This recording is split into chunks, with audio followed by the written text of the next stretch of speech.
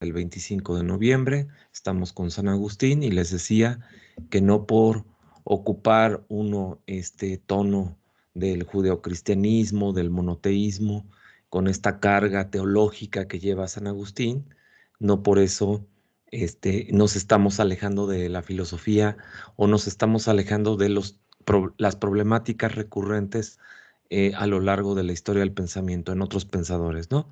Ahorita yo les decía, por ejemplo, en Nietzsche se vuelve a repetir el tema libertad, el tema amor. Ahí hay un concepto de amor en Nietzsche, entendido de otra forma, y también un concepto de Dios, y también de moral, y también de temples de ánimo, temples de ánimo que acorde a ciertas valoraciones de vida, ¿no? Entonces, eh, yo no le veo en ese aspecto, desde ese punto de vista, diferencias, ¿no? Para que dejemos de estudiar a ciertos autores y le demos preferencia a otros. Va a haber un contacto íntimo, ¿sí? Entre las problemáticas nietzscheanas y la crítica de Nietzsche al cristianismo, ¿sí? A través de la moral de los esclavos, ¿sí? Con estas bases que San Agustín está proponiendo para la trascendencia y el acercamiento a Dios, ¿no? Y la proyección antropológica que esto conlleva. Bueno, para ese verano, ya visto este conjunto de pensadores, entonces ya tendríamos la puerta abierta para un pensador del siglo XX como Heidegger, donde vamos a ver básicamente existencia, ser en el mundo, trascendencia y angustia y muerte. Otra vez, ¿no? Volvemos al tema de mundo sería otro. Hoy vamos a hablar de mundo, como lo introducen San Agustín y cuando expliquemos las diferencias, acepciones o sentidos de mundo en Heidegger, uno de esos va a ser el de San Agustín. Entonces, ahí es cuando empezamos a ver un panorama más amplio, por esto que yo les he llamado hacer que los autores dialoguen entre sí y entonces ver en ese diálogo un diálogo sobre algo que es una problemática filosófica que está saliendo a través de ese diálogo, que es lo que a nosotros nos interesa. ¿Sí? ¿Alguien más que quiera este, hablar, preguntar incluso? O ya saben que ya se acerca el final del semestre, estamos a 4 días de que se entregue el trabajo final, el segundo. Entonces no sé si alguien tenga algo que decir. Adelante.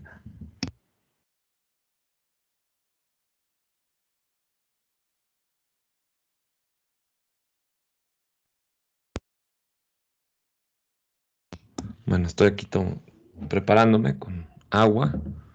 Ya fui a tomar un café, salí, estaba aquí leyendo algunas cosas y me sentí un poco encerrado y ya me salí aquí a un café que hay por acá cerca, a comer un sándwich y a tomar fuerza y regresé ahorita apenas. Bueno, miren, aquí lo que está entonces en la lectura del libro octavo es la conversión de San Agustín, que estamos haciéndole un tratamiento existencial, si queremos ocupar esa palabra, para ver cómo él está entendiendo este nuevo concepto de la interioridad humana o de la metafísica de la interioridad humana en San Agustín, que ese es el tema en el que ahorita estamos. Y no es que en San Agustín haya un libro que se llame así o un párrafo que se llame así. Hay que ir viendo esa metafísica de la interioridad, sí, a lo largo de toda su obra. Bueno, por lo menos de muchos pasajes de corte filosófico principalmente en San Agustín. Y uno de ellos es este libro octavo dedicado a donde él está haciendo este autoexamen y exponiendo el tema de su conversión, de su propia conversión. Este, que les iba a comentar que si ustedes se vuelven devotos de la lectura de San Agustín, de las confesiones, también les recomiendo que lean el libro número 11 de las confesiones, que ahí trata del problema del tiempo. Ese problema del tiempo es un tratado acerca del tiempo. Tratado es un dicho de nosotros, los que estudiamos a San Agustín. Es un tratado el libro 11. Sí, les he comentado que estas formas filosóficas de abordar el tiempo son escasas, verlas así con tanto detenimiento. El libro cuarto de la física es uno de ellos, de Aristóteles, es un tratado también sobre el tiempo, ¿sí? Y el siguiente sería el libro 11 de las Confesiones de San Agustín, que es un tratado sobre el tiempo. Entonces esa sería otra parte que yo les recomendaría, ¿no? Si no quieren leer de corrido las confesiones, pues pueden ir abordando libro octavo, libro 11, quizás regresarse al principio, y a veces así se lee una de estas obras. No necesariamente tiene que ir bajo un orden estricto.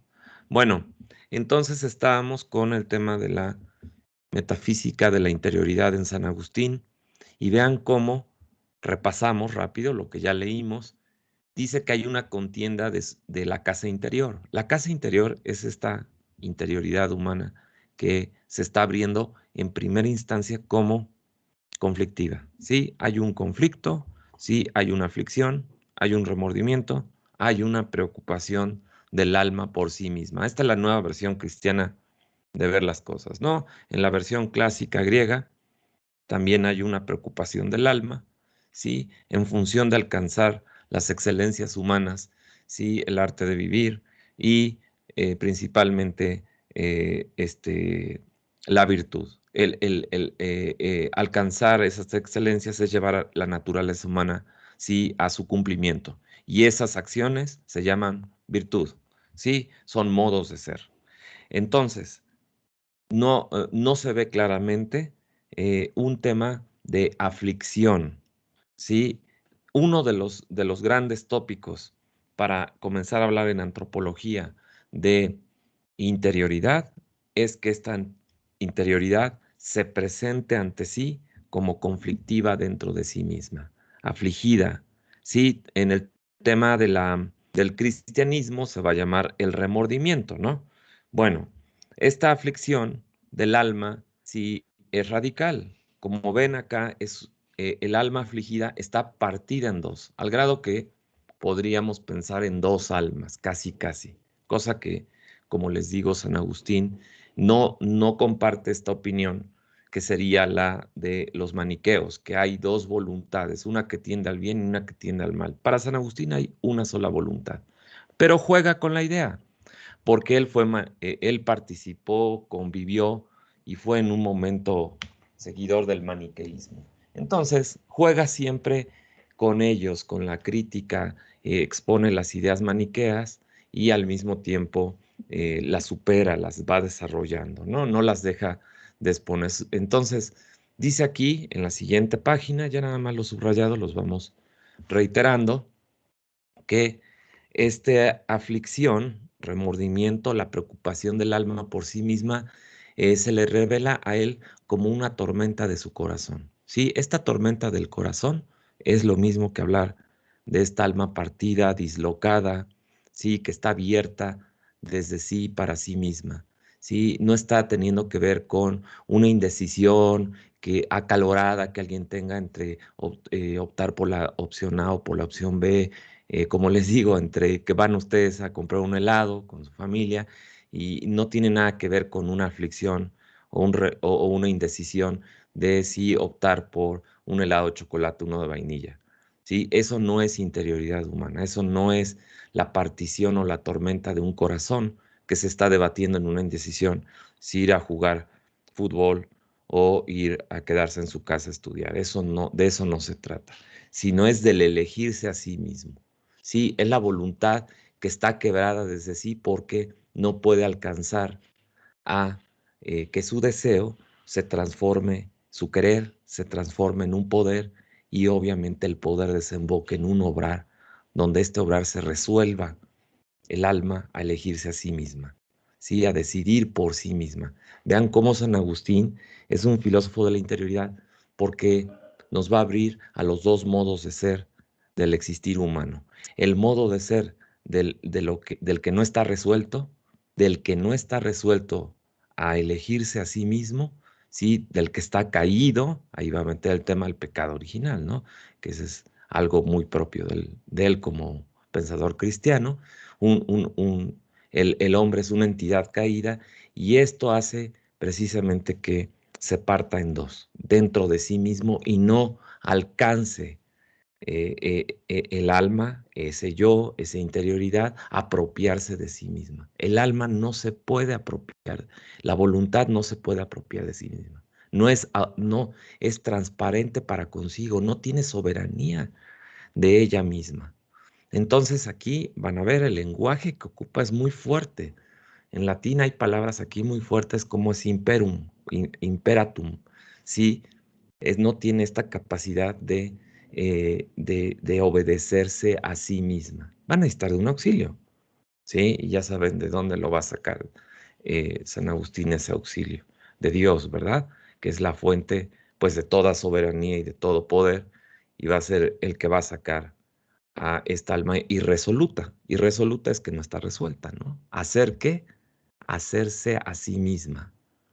Y este es el tópico, ¿verdad? Sobre el que se está desenvolviendo. Ahorita voy a hacer la pausa para ver si alguien quiere comentarme algo.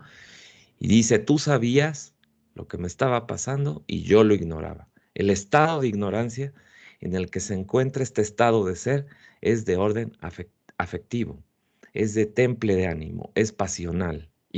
Esta ignorancia provoca una zozobra, un hundimiento de tu barco, ¿no? Vean cómo está este término de ignorancia, sí, que es el no saber de Sócrates, pero ese no saber de Sócrates no tiene vamos a decir, carácter, vamos a decir, hasta temperamental en San Agustín. San Agustín eleva la docta ignorancia socrática, va de la línea socrático-platónica hasta San Agustín, del cuidado del alma y partir de un no saber y verse expuestos, ¿sí? Para la búsqueda del saber, pero en este caso sería la búsqueda de una trascendencia del alma en algo que está más allá del alma, que es Dios, ¿no? Entonces, la ignorancia es un modo de ser, ¿sí? Que está proyectada hacia una posible trascendencia. Entonces, esta aflicción y este remordimiento que aqueja, puede ser hasta estudiado psicológicamente, pudo haber esto desembocado en una esquizofrenia, ¿no? Qué bueno que no lo hizo. Yo creo que la conversión le ayudó a que no fuera esquizofrénico, pero esto está en el borde de la esquizofrenia. Una voluntad que se desdobla a sí misma, que se parte, es, es, es un sujeto que está ante las puertas de la esquizofrenia, ¿no? De que tú te veas como distinto a ti mismo, pero esto se va a tener que reconciliar, va a tener que unirse. ¿Hay un cuadro aquí patológico? Claro que sí, ¿por qué no?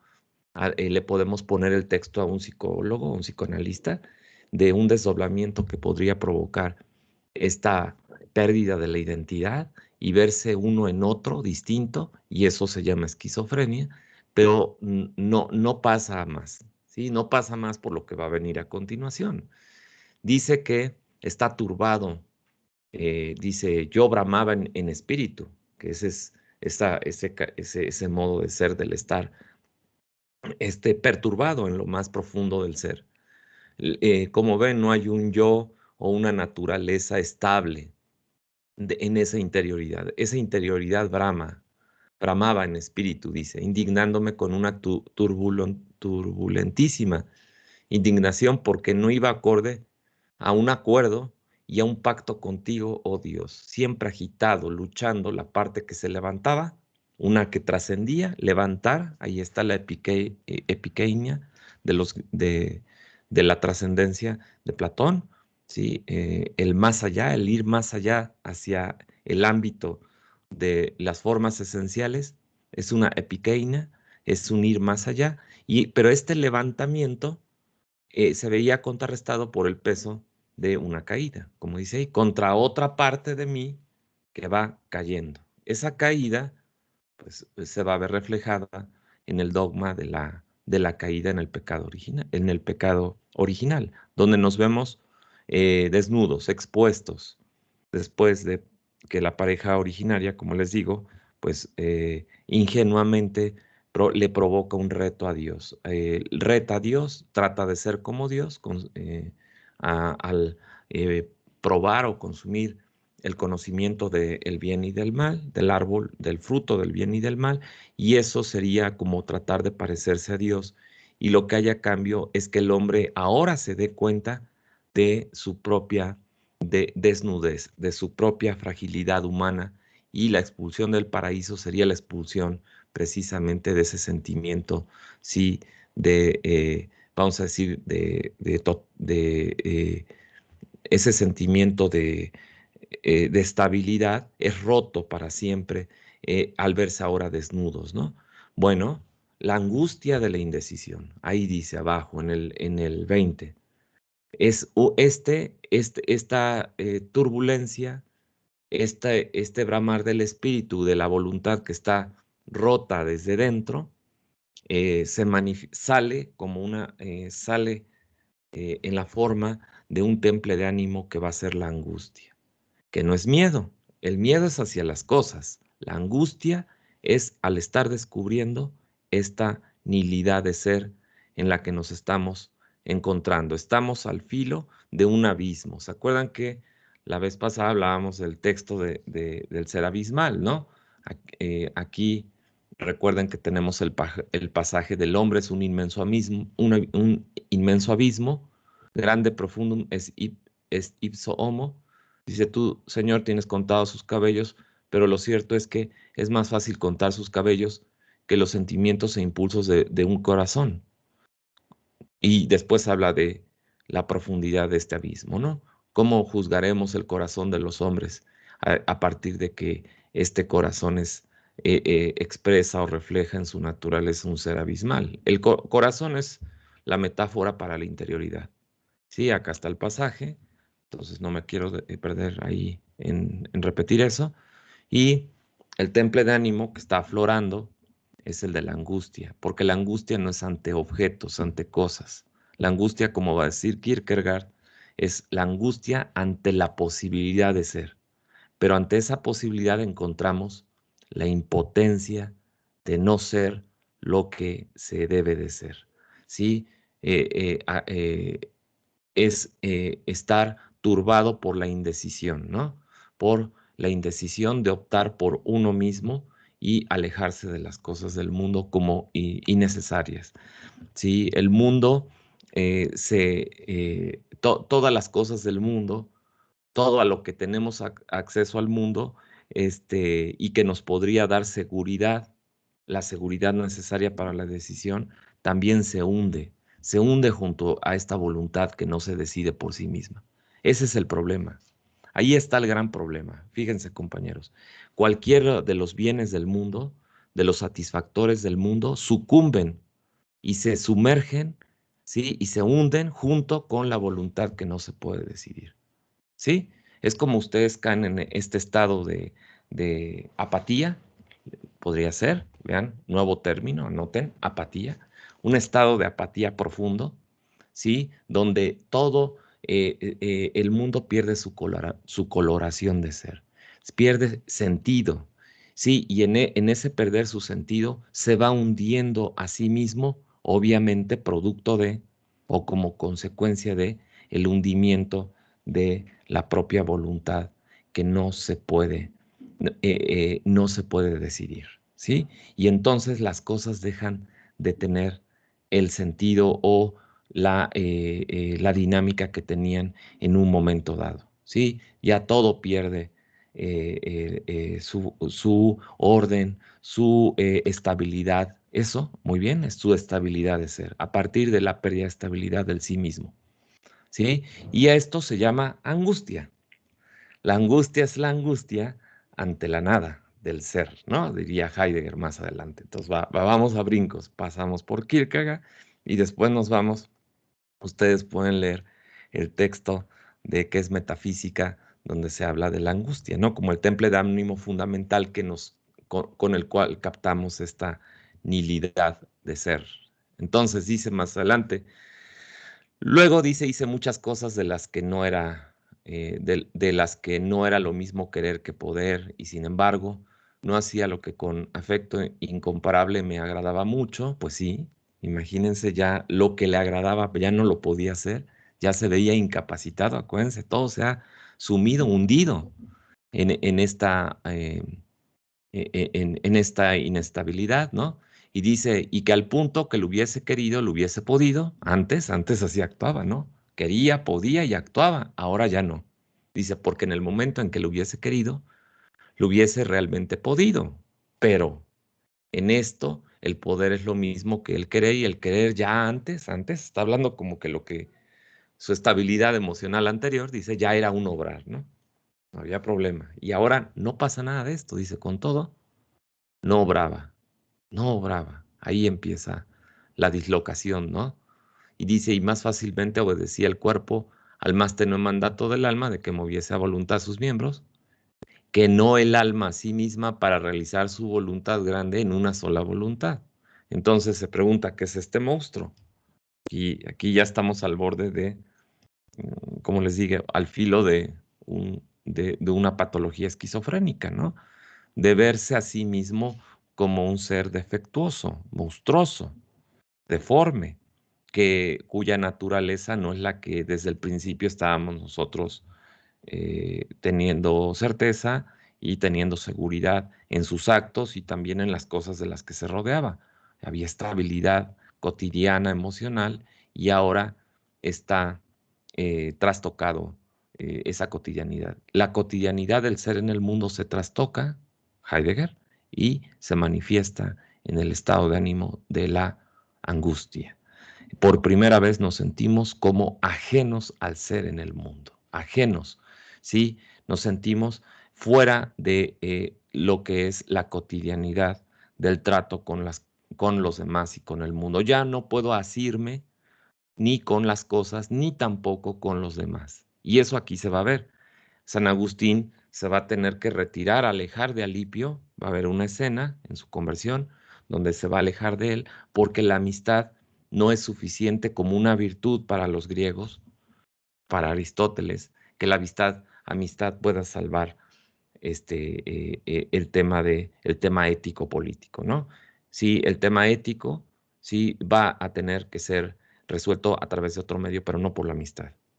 Entonces, ¿por qué? Porque ya no hay nada de lo cual me pueda asir. Asir es tomar, agarrar. Todas las cosas se han hundido en esta oquedad.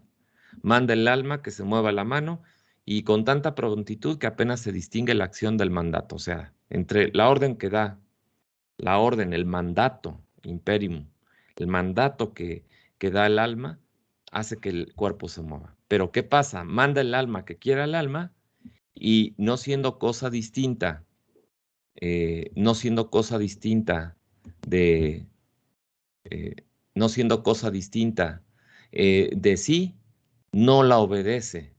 El alma con el alma no es cosa distinta. El alma con el cuerpo sí, y así hay obediencia, a pesar de esa alteridad. En cambio, el alma contra el alma misma, sí, un acto de voluntad que se aplica a la propia voluntad para que ella se mueva y no se mueve. Entonces dice, ¿de dónde viene este monstruo? ¿Qué sucede así?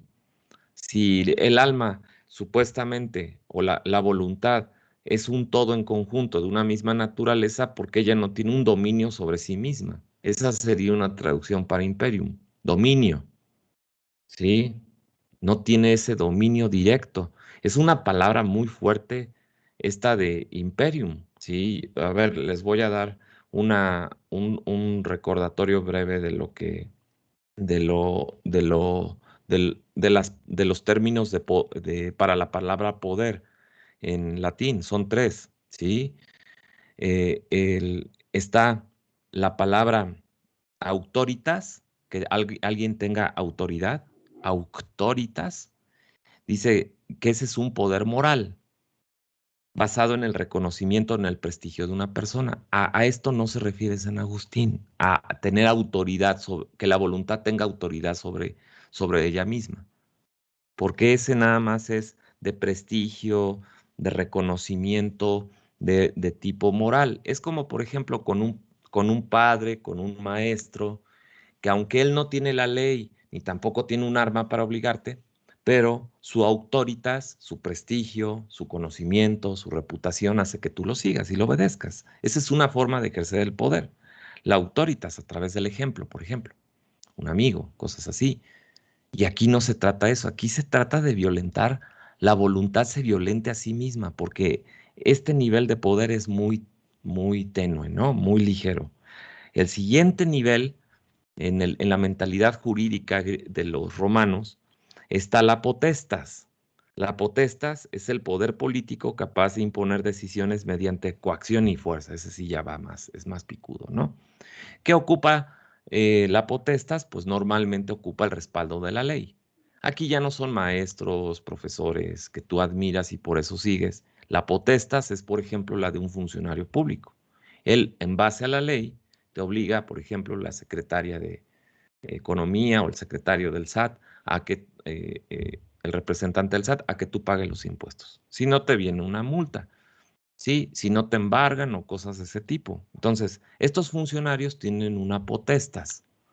No ocupa ese término, San Agustín. No ocupa ni la palabra autoritas ni la palabra potestas. Ocupa la palabra imperium. ¿Sí? ¿Qué es el imperium para los romanos? Es un poder absoluto propio de quienes tenían la capacidad de mando. Se trataba fundamentalmente de los cónsules, de los procónsules, principalmente del emperador. El emperador tiene imperium, ¿qué quiere decir? Que tiene el poder de usar la fuerza violenta. En este caso, tener imperium es el uso de la fuerza directa, ¿sí? De vida o de muerte incluso, para imponer ese poder, ¿sí? Fíjense aquí qué palabra está ocupando. Imperat, que es la palabra mando, tener el mando, pero este es un mando que va más allá, como les dije, de la autoritas, de la potestas, y que va hasta el poder de directo, ¿sí? De causar una violencia, ¿no? Una violencia que en este caso era el poder militar. Por ejemplo, el Imperium lo tenían estos personajes como, por eso se le llama emperador, porque era el único capaz de imponer un orden, ¿sí? Mediante la fuerza, vamos a decir, ya la fuerza violenta, ¿no? Y en este caso sería el poder del uso del ejército, el uso de las legiones y cosas de ese tipo. Entonces es aquí lo que dice que la voluntad debería tener un imperium sobre ella misma, pero no lo tiene. Si no nada más una autoridad o una potestad, sino un imperium sobre sí misma, que sería un poder, vamos a decir, soberano.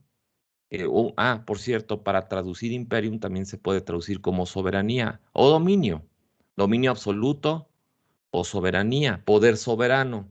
Tener un poder soberano es que nadie se puede meter con lo que tú dominas. Y eso que tú dominas, si no se puede salir de tus manos, si no se podría únicamente salir de tus manos, ¿sí? A costa de violencia, ¿sí? Entonces, resulta que la voluntad debería de tener un imperium sobre sí misma y no lo tiene. Sí, está dislocada, abierta. Ahorita voy a decir otros términos, ¿no? No manda toda ella. Y esta es la razón, dice él, de que no haga lo que manda. Porque si fuese plena sería que tenga la soberanía de ella misma, fuera un todo cerrado, no mandaría que fuese porque ya lo sería. Sí, ya serían efectivos sus actos. Y resulta que aquí se quedan a medio camino. Esa capacidad de llegar a hacer algo se queda a medio camino y no llega a realizar el obrar, porque esa es la condición que está reflejando San Agustín. Dice, ahí pues en ella aparece aparentemente dos voluntades, ¿sí? Como una tendiendo al bien, que busca su trascendencia, y una tendiendo al mal. Y ahí pone en este pasaje ejemplos, ¿no? De si ir a la iglesia es una voluntad buena, ir a los juegos es una voluntad mala, ¿cómo se da esto? Y dice, no son dos voluntades, son tres, no son tres, son cuatro, Y hay veces que se sobreponen dos buenas porque, oye, ¿qué hago? ¿Ir a la iglesia o dice aquí leer el libro de Dios, ¿no? O la Biblia. Las dos son buenas. Entonces, ¿qué? Hay dos voluntades que están chocando, las dos siendo buenas. ¿Cuántas hay? Tres, cuatro voluntades. Ir al circo, al teatro, cosas de ese tipo. Sí, y lo que él dice, San Agustín, es que no hay dos, ni tres, ni cuatro voluntades, sino lo que hay es una sola voluntad afligida, ¿sí? Una sola voluntad indecisa. Y aquí viene ya el pasaje, ahora sí, nos abrimos, capítulo 12 de la conversión de San Agustín, y dice lo siguiente: mas apenas una alta consideración sacó del profundo de su secreto y amontonó toda mi miseria a la vista de mi corazón. Aquí, primer paso, ¿no? El reconocimiento para la conversión, y la vuelta a este sí mismo propio o apropiado, es reconocer la miseria y ponerla de cara a la interioridad, que esa interioridad se vea menesterosa, como les dije, desnuda. Ven que lo puse allá arriba en la parte de teoría, ¿no? Hay que reconocer este estado de vacío de la miseria. Estamos hablando de condición humana, ¿sí? Entonces, en ese momento, sí, se provoca un cambio. Vamos a decir, aquí ya viene por qué San Agustín no terminó loco o esquizofrénico, porque en este profundo secreto se amontona la miseria y se le pone de vista al corazón. Veo que yo no he aportado nada, que no soy nadie, que no puedo fincar mis seguridades en nada del mundo, tampoco en los demás, ni en la amistad de los demás, ni tampoco dirían los griegos, ni en riqueza, ni en prestigio, ni honor. Y en ese momento dice, estalló en mi alma una tormenta enorme que encerraba en sí copiosa lluvia de lágrimas. Es como cuando te dice el psicólogo, tú estás hablando con alguien que te está dando un consejo y te dice, descarga todo aquello que estás cargando, que te remuerde, que te preocupa. Y entonces se vacía el alma de sí misma y vean el término. Dice, y para descargarla toda con sus truenos correspondientes, descargarla, está ocupando el término de una carga previa y ahora una descarga posterior. Dice en ese momento, me levanté de junto a Lipio, porque él estaba dando como un sentimiento de seguridad, quizá él le daba un apoyo ahí moral. Dice, pues me pareció que para llorar era más a propósito la soledad. Dejo a Lipio y entonces corto con que la amistad pueda salvar. La amistad no salva. La amistad de los hombres queda a medio, a un nivel inferior. El amor a los hombres queda a nivel inferior. Va a haber varios amores, como pueden ver. Más abajo del amor a los demás está el amor a las cosas y el amor del disfrute pasional. Arriba del amor del disfrute pasional está el amor a los hombres, pero ahora arriba del amor a los hombres tiene que haber un amor superior. Estos tres niveles de amor, ¿sí? Están bajo estos términos. El inferior es cupiditas, lo que sería el amor pasional común y corriente. Por encima del amor pasional, que es un amor casi casi a las cosas del mundo, está el amor a los hombres, que es filía. Pero ya vimos que este no funciona. El amor que se da en la amistad como filía no funciona tampoco. No reconforta. Sí, esta tormenta enorme que se desata ni tampoco te descarga de nada. Aquí se va a retirar San Agustín a la soledad. Va a irrumpir de esta soledad el amor a Dios. El amor a Dios se dice caritas, ágape, en griego, ¿no? Vuelvo a repetir, cupiditas, que sería eros. Desgraciadamente ahí el eros de los griegos va a bajar al nivel del pecado, ¿sí? Eros, que es puro amor pasional, eros o eros o cupiditas en latín, como ustedes quieran traducir, cupiditas en latín, eros en griego, filia, ¿sí? O o amor a los hombres, a la humanidad, a los semejantes, que ese no me rescata aquí. Quizá me mantenga estable en un momento dado, pero no va a ser garantía de llegar a ser una cura de esta enfermedad que tiene el corazón, de esta contradicción que le está apareciendo. Y sobre filía estaría ágape, que es el amor de Dios. En latín, caritas. Caritas, compañeros, caritas, el amor a Dios, ¿sí? Bueno, esto se toma de pasajes bíblicos, ¿no? Rápidamente los ubico del pasaje bíblico donde dice que caritas es lo más importante. Está en la primera carta a los Corintios, en en el, este, en el capítulo 13, ahí está esta profesión de fe que también es base del cristianismo, ¿no? Está hablando Pablo de Tarso, ¿no? No está hablando, no son, vamos a decir, no son pasajes del Evangelio, sino de las cartas paulinas, ¿sí? Ahí lo que se dice acerca, y vean el término griego, caritas, dice, aunque hablara todas las lenguas de los hombres y de los ángeles, si me faltara el amor, sería un bronce que resuena o campana que retiñe, etcétera, etcétera, ¿no? Número dos, aunque si tuviera el don de profecía y descubriera todos los misterios, aunque tuviera tanta fe como para trasladar montes, si me faltara amor, nada soy. Ágape. Ustedes dicen amor, ay sí, el amor a la naturaleza, el amor a los demás, el amor al prójimo, no. Es ágape, es el amor a Dios. Es el amor a Dios que te saca de la miseria, de esta miseria en la que ya se declaró San Agustín.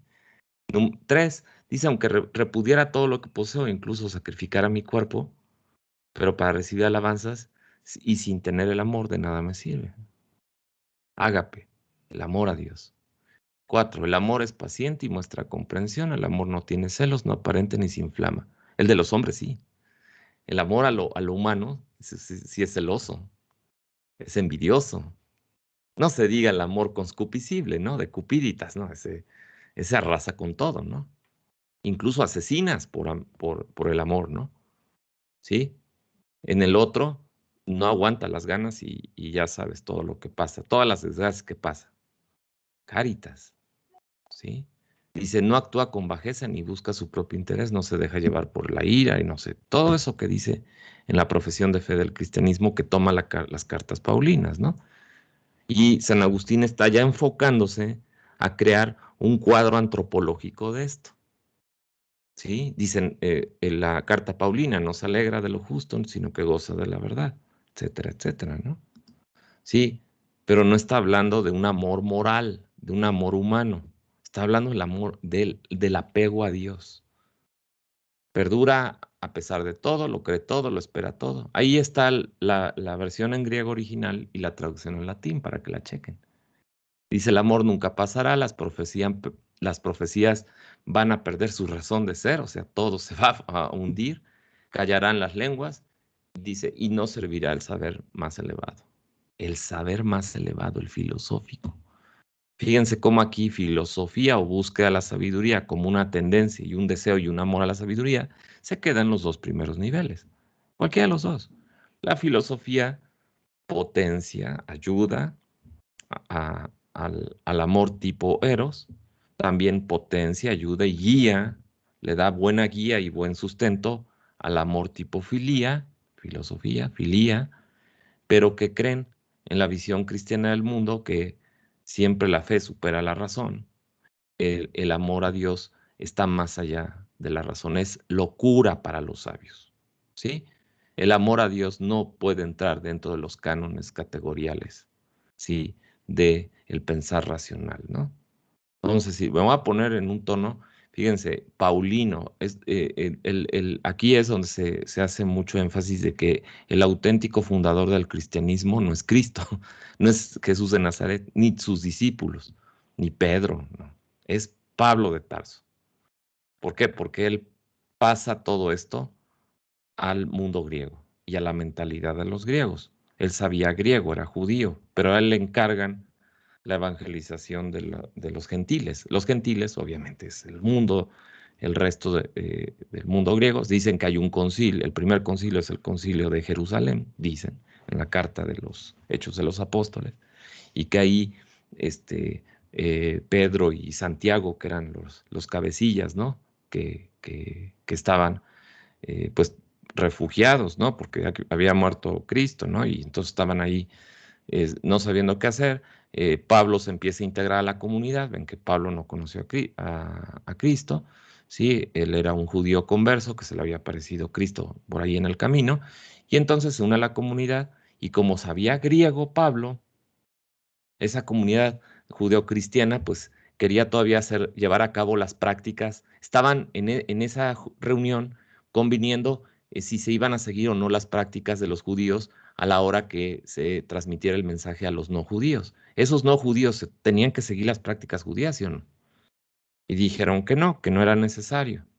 Entonces dijeron, ¿quién les va a hablar a los gentiles, a los no judíos, es decir, al resto de los griegos, ¿no? Porque todo eso era habla griega en aquel entonces.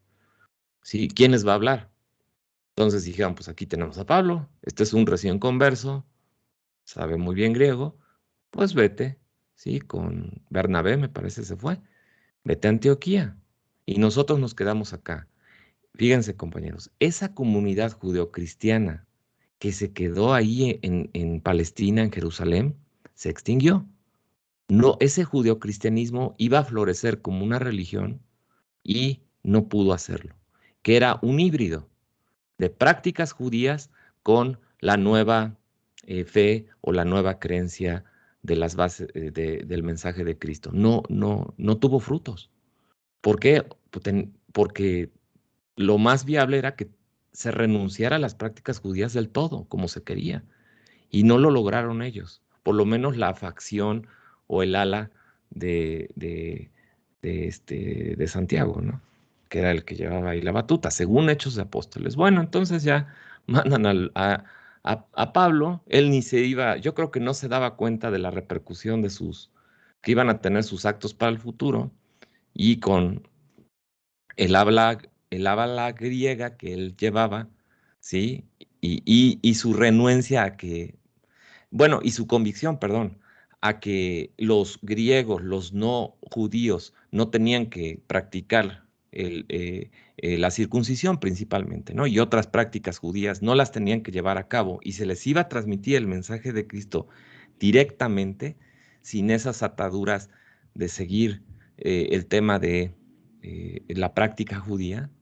Sí, Cristo practicaba su judaísmo, ¿eh? Ojo, Cristo no era cristiano, pero él practicaba judaísmo. Sí, su judaísmo también iba al templo a hacer sacrificios y ahí, bueno, escandalizó a todo el mundo porque dio de garrotazos ahí en el templo a los mercaderes que vendían palomas y corderos para el sacrificio.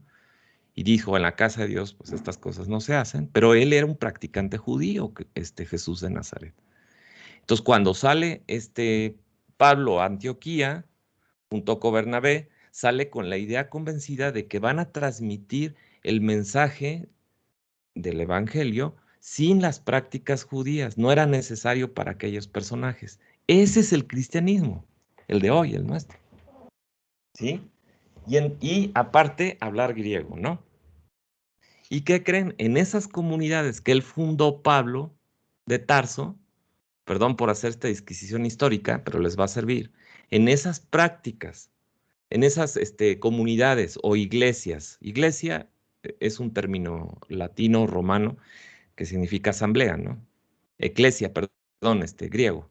Eclesia es la asamblea del pueblo, es un término político que lo metió el mismo Pablo, ¿no?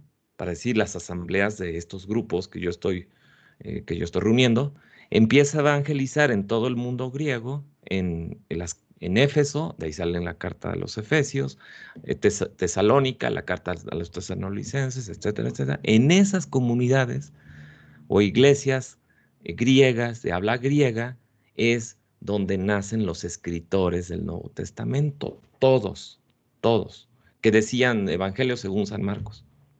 Sí, en sí son escritores paulinos. Por eso los evangelios, en el fondo, tienen una estructura semejante. Hablan como, parece como si hubiera un protoevangelio atrás. Se creen los estudiosos del Nuevo Testamento, creen que hay un protoevangelio que alguien escribió y que sobre esa versión se escribieron los otros, Marcos, Lucas, Juan, ¿no? ¿Sí? Pero todos provenientes de las comunidades paulinas. ¿Quién fundó el cristianismo? Pablo de Tarso. ¿Sí? Incluso el escritor del Evangelio de Juan y después del libro de las Revelaciones, también quizá era un escritor paulino. ¿Sí? San Pablo fue a parar hasta Roma, allá ya saben que lo martirizaron, pero ya había puesto las bases del cristianismo como hoy lo entendemos. Habla griega en el mundo griego, ¿sí? Y con una visión totalmente ya liberada de las prácticas judías. Y eso no se dio en Palestina, eso se dio en el mundo griego, ¿sí? Bueno, entonces sigue Pablo como este fundador y bueno, está dándole las bases y ya sigue hablando, ¿no? Del tema del amor. Cuando era niño, hablaba como niño, pensaba y razonaba como niño, pero cuando me hice hombre, dejé de las cosas de niño. Sí, y después así también, en el momento presente, vemos las cosas como en un mal espejo y hay que adivinarlas, ¿no? Son oscuras. Pero entonces las veremos cara a cara, ¿no? Esa es la promesa de salvación, etcétera, ¿no? Las profesiones de fe que están acá. Lo importante viene aquí en 13. Dice, ahora pues, son válidas la fe, la esperanza y el amor. Las tres nuevas virtudes teologales que se le van a poner encima a las virtudes de los griegos. Ven que los griegos eran cuatro, ¿no? Sí, la justicia, la templanza, la prudencia y la sabiduría, ¿no? ¿Sí? Y la valentía. A estas les van a llamar los teólogos que van a venir, contemporáneos anteriores y contemporáneos a San Agustín, le van a llamar las virtudes, este, las virtudes nada más, ¿no? Ahorita les digo el término. ¿Sí? Y las virtudes teologales, que son estas tres. Cardinales serían, las de los griegos son las virtudes cardinales. Y las virtudes teologales serían la fe, la esperanza y el amor. ¿Sí? Fíjense qué chistosa, la esperanza es pistis, que la pistis había sido como que algo infravalorado entre los griegos, ¿no? Era como la fe, perdón, era como la creencia, ¿no? Esta creencia efímera que tenemos en los sentidos y que es cambiante, ¿sí? Y ahora es elevada, ¿no? A un rango superior. La fe, la esperanza y el amor. Dice, ahora, de las tres, la mayor de estas es el amor, ¿sí? La mayor de estas, ¿qué dice ahí el término? Ágape. ¿Ya vieron? Ahí está, ágape, siempre apareciendo en latín. Este ágape, vean, no está moviendo mi cursor, es aquí ¿qué? Caritas, ¿sí? El amor a Dios. No es el amor a los hombres, es el amor a Dios. Incomprensible, locura para los entendidos, los sabios, según esto, ¿no? En esta visión, ¿de acuerdo? Entonces, sobre esta línea, obviamente aquí los teólogos tejen un montón de cosas raras, ¿sí? Yo digo extrañas porque yo no entiendo nada de eso. Sí, lo único que entiendo es lo que voy sacando de filosofía en San Agustín, eso sí lo voy entendiendo. Este concepto de amor nos va a servir. Este amor que es expansivo, en San Agustín no crean que está cortado en tres. En San Agustín no está cortado en tres. Viene desde el amor a la riqueza, del amor a lo más sensible, a las cosas que ni son humanas, ¿no? El amor a tu celular, el amor al oro, el amor a las cosas así, el amor a la comida, ¿no? Es expansivo. De ahí pasa el amor a lo humano, a los humanos, ¿sí? El amor al prójimo, ¿sí? Y después se expande y crece hasta lo que sería a caritas o el amor a Dios, siempre en estos niveles, eros, filía, ágape, ¿sí? Cupiditas, no me acuerdo en latín cómo sería la filía, que es el amor a los demás, y caritas. Caritas se traduce como caridad, pero aquí ya vieron que caridad no es estar dando dinero a los pobres, no, caritas es ágape, el amor a Dios, ¿sí? Bueno, entonces, si volvemos al pasaje, aquí dice que se tiene que retirar y alejar, irse a la soledad.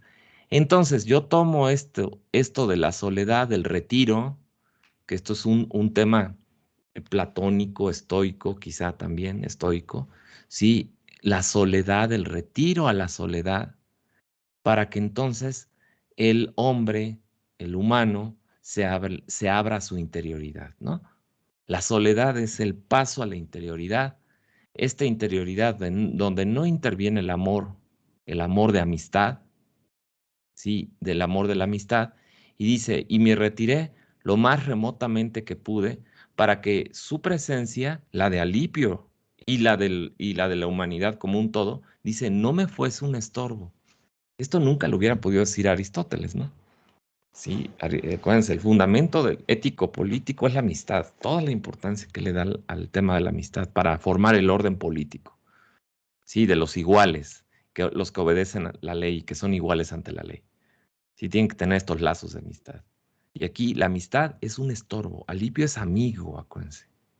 ¿Sí? No sé, ahí que alguien me ayude con el término en latín para amigo, ¿no? Dice, tal era el estado en que me hallaba, del cual se dio él cuenta, Alipio se dio cuenta, pues no sé qué fue lo que dije al levantarme, que ya el tono de mi voz parecía cargado de lágrimas. Se estaba derrumbando. Acuérdense que es esta tormenta que cayó, pero es una tormenta de descarga, ¿no?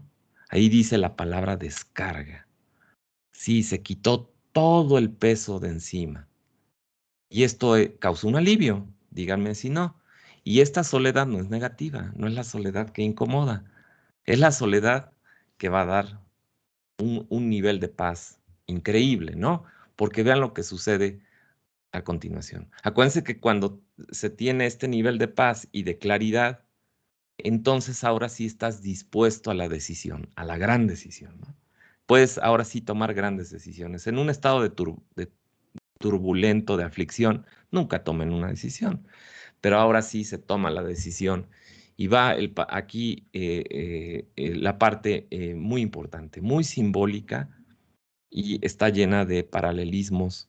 Yo pongo los paralelismos con el tipo de conversión filosófica. Esta es la conversión de vida y de fe, y también tenemos una conversión filosófica en Sócrates. Y hay paralelismos porque a Sócrates, como les dije, también se le revela el mensaje del Dios y es un oráculo el que le da.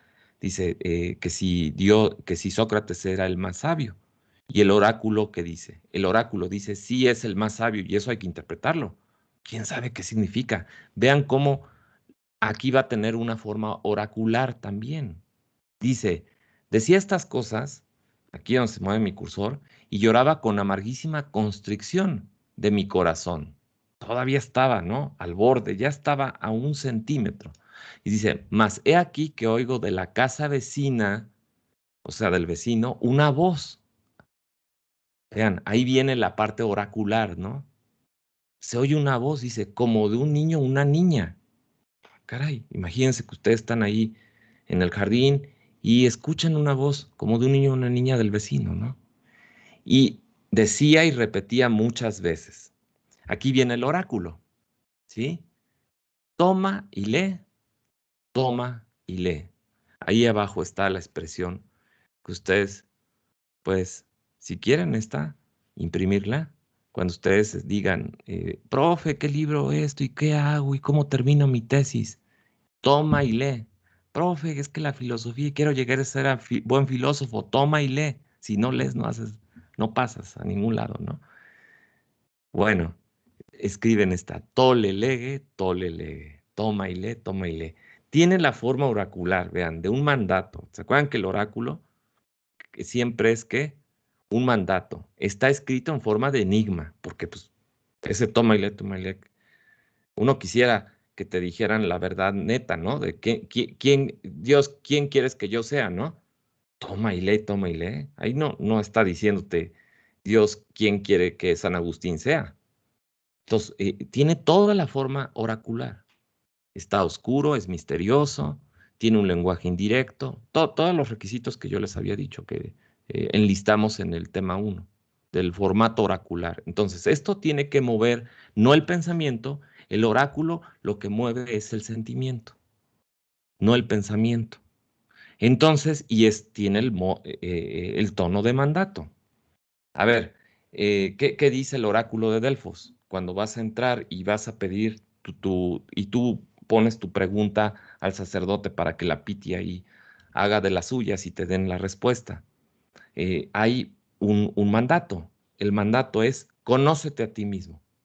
Toma y lee, toma y lee. Son mandatos. Los mandatos, así es como el oráculo se expresa, para que tú te prepares a la embestida, te prepares a la respuesta de lo que te va a dar. ¿Sí? Te dice nada en demasía, Medenahan, y tú te quedas así, nada en demasía, ¿no? A ver, ok, entonces ya vas con tu pregunta, pues un poco más humanamente la vas a entregar la pregunta para que lo que te dé el oráculo, el Dios va a hablar a través de la piti y después va a ser interpretado por el sacerdote. Sí, había ahí intercambios económicos, acuérdense. Sí, y entonces, pues tú llegabas así, pues con una actitud de qué, de realmente de piedad ante el Dios, ¿sí? Y aquí el acto de piedad, compañeros, sí, el acto de piedad se está manifestando en este estado de miseria en la que se está presentando el corazón. Sí, el sacrificio a cambio del oráculo, se hacían sacrificios antes de la toma del oráculo, de, la, de conminar a la pitia, se hacía un sacrificio. Aquí el sacrificado es este corazón turbado, está entregado, o sea, yo ya no puedo hacer nada, es como cuando ustedes dicen, ¿no? Estoy metiendo en la cabeza de San Agustín, yo ya no puedo hacer nada, ¿no? Ya vi que mi voluntad no puede influir a mi propia voluntad, me veo mísero, desnudo, entrego este corazón, esta interioridad, como sacrificio al mandato del Dios. ¿Sí? Una actitud netamente piadosa. ¿Sí? Netamente, de piedad en la religión. Y entonces, si tú lo sigues esto, si ustedes lo siguen como un mandato, San Agustín lo hizo, dice, de repente, cambiando de semblante, me puse con toda la atención a considerar si por ventura había alguna especie de juego en que los niños soliesen cantar algo parecido, pero no recordaba haber oído jamás cosa semejante. Sí, dije, ¿qué tal si están jugando y están diciendo, toma y lee por un juego? Dicen, no, no me suena a un juego esto, de niños. Y dice, y así, reprimiendo el ímpetu de las lágrimas, ¿sí? Ya dejó de llorar. Dice, me levanté interpretando esto como una orden divina, de que abriese el códice, o sea, la Biblia, y leyese el primer capítulo de la hoja que sea que yo hallase. Chistoso, ¿no? Entonces dice, ¿a poco lo va a hacer al azar, profe? Sí, lo hace al azar. Fíjense que esto yo lo jugamos así ahí en la licenciatura, o también ahí con alguna chica, con algún chico, pueden hacer ese juego, ¿no? La primera, abrimos un libro y la palabra y la frase que caiga tiene que ver algo entre tú y yo. Así hagan esos juegos, ¿no? Bueno, así le hizo ese juego San Agustín y dijo, este mandato es divino, no es de orden humano, es de orden sagrado, de ámbito de lo sagrado, y entonces yo lo interpreto como, dice San Agustín, lo voy a interpretar, lo voy a traducir a clave humana, ¿sí? Donde yo abra la Biblia y donde mi dedo señale, eso va a ser lo que Dios quiera de mí, así de fácil. Porque, como les digo, una conversión quisiera uno que Dios se te apareciera y la Virgen y todo lo demás. Esto es una cosa bastante sencilla de hacer, ¿no? Obviamente vean el antecedente, no lo vayan a hacer ustedes después de terminar clase porque eso no va a ser un mandato divino, va a ser un juego nada más. Pero él estaba tan turbado y ya estaba poniendo a disposición la miseria de su corazón a título como les dije, de sacrificio, que esto va a tener un cambio de vida radical. Dice, entonces, porque había oído decir de Antonio, de San Antonio, que advirtiendo por una lectura del Evangelio, él hizo lo mismo, ¿no? A lo cual había llegado por casualidad en el caso de San Antonio, ¿no? y tomando como dicho para sí lo que se leía. En el caso de San Antonio, dijo, vete, vende todas las cosas que tienes, dalas a los pobres y tendrás un tesoro en los cielos y después ven y sígueme. Se había al punto convertido a ti con tal oráculo. Vean cómo ocupa la palabra oráculo. Pues sí, son oráculos. Ahí dice, mire, en latín oráculo. Entonces, es un lenguaje oracular, misterioso, oculto, de difícil interpretación, con las características que dijimos, no apto para la razón, sino para el sentir, y muy individual. O sea, esta frase de la Biblia le pegó a San Antonio. Ustedes se preguntarán, a ver, ¿cuál va a ser la que a San Agustín le va a pegar y le va a provocar su cambio total de vida? ¿Cuál, no? Ahí va. Dice, así que, apresurado, volví al lugar donde estaba sentado, Alipio, y yo había dejado el códice del apóstol al levantarme de allí. Sí, habían dejado, parece, según lo que yo interpreto, una Biblia abierta en el Códice del Apóstol. Es decir, es un pasaje de San Pablo, ¿no? Qué chistoso que es un pasaje de San Pablo y no directamente de los, de los evangelios. Dice, tómele, pues, abríle y leí en silencio el primer capítulo que se me vino a los ojos al azar y decía, para San Agustín, este fue su oráculo de San Agustín, el que le hizo el cambio de vida. Dice, no en comilonas y embriagueces, no en lechos y en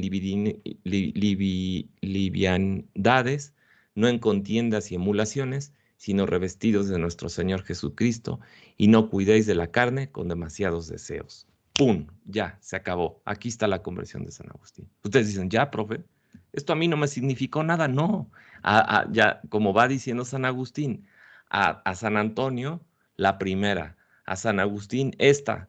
¿Por qué esta? Por su vida disipada que había llevado. Ya esto lo veía como una ordenanza, ¿sí?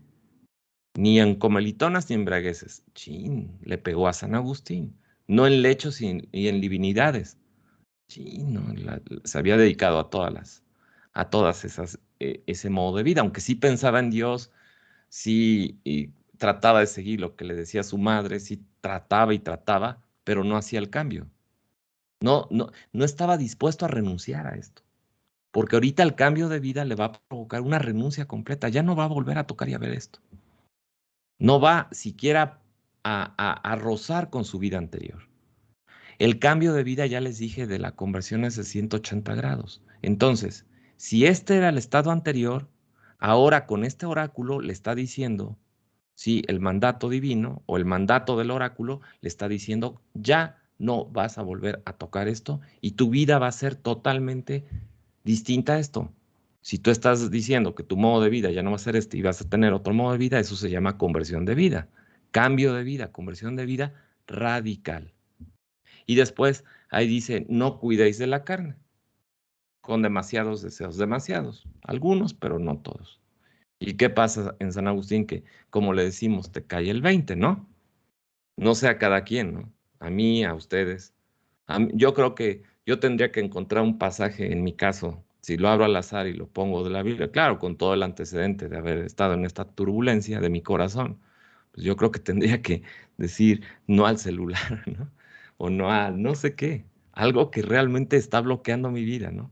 Que no llego al carácter auténtico, sí, propio de mi vida, porque, no sé, tendría que ver con eso. Y cosas negativas y cosas en carácter de corte negativo, no ver el celular, y positivo, tomar más agua, no sé. Es una tontería lo que estoy diciendo, pero para que vean algo que le cheque al que va a hacer el cambio. El oráculo, todos los oráculos van directamente a quien los está preguntando. Por eso para otros no tienen significado o no tienen un sentido. Entonces, ¿qué dice aquí San Agustín? Dice, no quise leer más, ni era necesario tampoco, ya le había llegado. Pues al punto que di fin a la sentencia, es una sentencia, es un mandato, como si se hubiera infiltrado en mi corazón una luz de seguridad, vean, no cayó en la esquizofrenia, se vuelve ese corazón vacío, turbado, se vuelve a llenar, ¿sí? Se produjo ya el nuevo estado de ser. Dice, se disiparon todas las tinieblas de mis dudas. La certeza de la fe le cae como un rayo. Ese caer como un rayo es lo abrupto de la conversión, que es el tiempo cairológico, que no es un tiempo cronológico predecible o con antecedente, no hay antecedente ni tampoco hay un consecuente, cae como un rayo, ¿sí?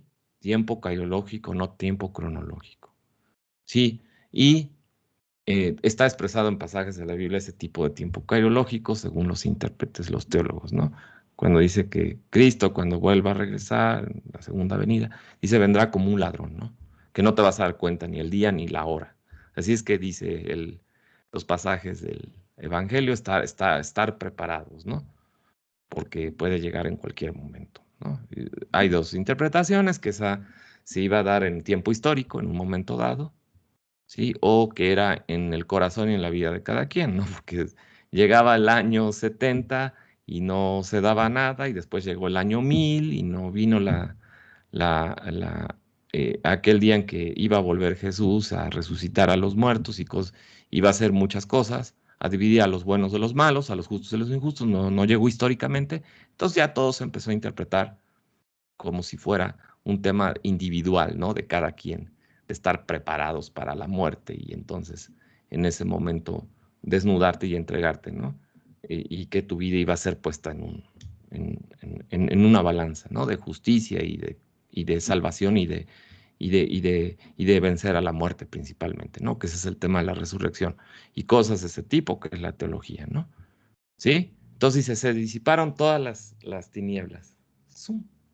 Es cuando terminan semestre, ¿no?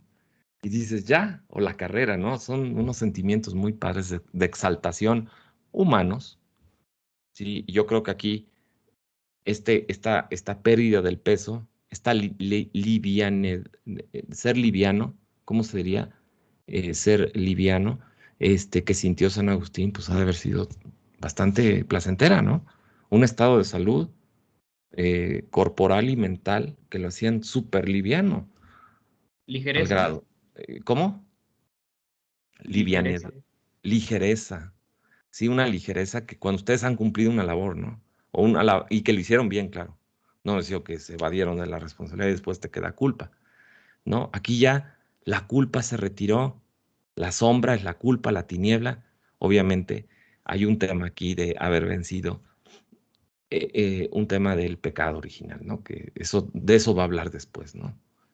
Bueno, se supone que esto vino por auxilio divino. El tema de la gracia también aquí está presente. Dice entonces, puesto el dedo a no sé qué cosa de registro, dice, cerré el códice y con rostro ya tranquilo se lo indiqué a Lipio, quien a su vez él mismo, vean, me indicó lo que pasaba por él y que yo ignoraba. También andaba en las mismas, ¿no?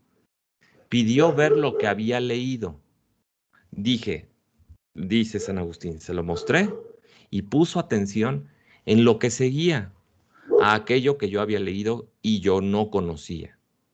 Se seguía así, o sea, la siguiente frase.